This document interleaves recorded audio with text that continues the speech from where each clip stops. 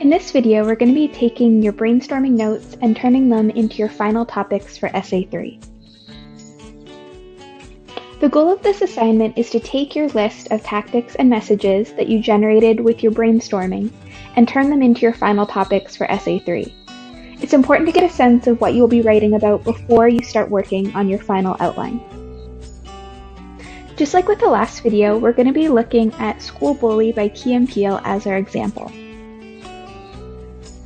First, let's look at the list of tactics that I generated when I brainstormed for this essay. Since I generated such a broad list of tactics, I can be more picky when it comes to choosing my final 2 tactics. I want to make sure that the tactics that I choose are ones that I understand and that I'm comfortable analyzing. I also want to make sure that the tactic isn't being used ironically. In other words, it can't be used to make fun of how others use that tactic. And 3, it must be used at least twice in the video in different scenes so that I have plenty to analyze. When I say that a tactic is being used ironically, what I mean is that the tactic is not being used to persuade the audience of the video. Instead, the tactic is being used to show the flaws in the use of that tactic by the characters in the video. The example that I have for this video is the bandwagon appeal or social pressure. Yes, the bully does use this appeal on his friends, but it's not being used to appeal to the audience and instead show the flaw. So let's take a look at some of the satirical tactics that I think would work really well if I was going to write an essay about this particular skit.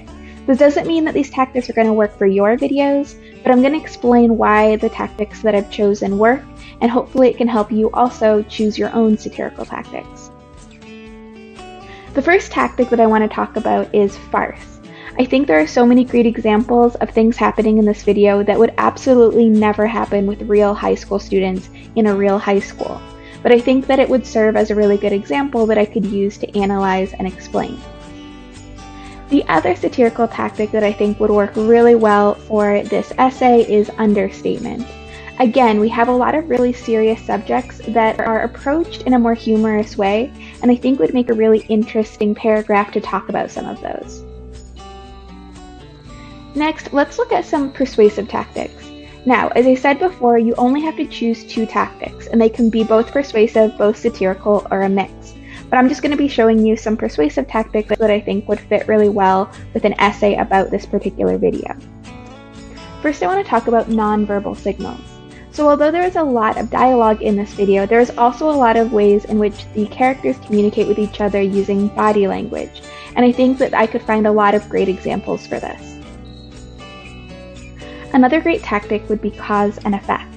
So much of the humor from this video comes from the bully's self-awareness that a lot of his behavior is caused by other things, such as abuse in the home, not being able to read, or questioning his sexuality. There are a lot of different things I could discuss if I wanted to analyze this tactic. Once you've narrowed down the tactics used in the video, you'll want to decide which 2 tactics you want to focus on for your paper. In this case, there isn't really a right or wrong answer, it's just what tactics that you want to talk about. In my case, I think I'd probably choose understatement and nonverbal signals, but of course, you're going to be choosing whatever ones best fit your video.